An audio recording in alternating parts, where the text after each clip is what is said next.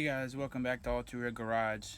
Today we're trying to cut this piece down to get the floor in. We're going to get it bolted up. We're not going to weld it today. As you see, we are cutting into the pre-existing floors so we can get a clean surface to weld the new floor into. So yeah, I hope you guys enjoy it.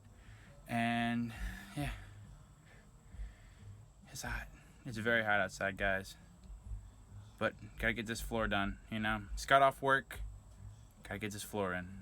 That's the goal.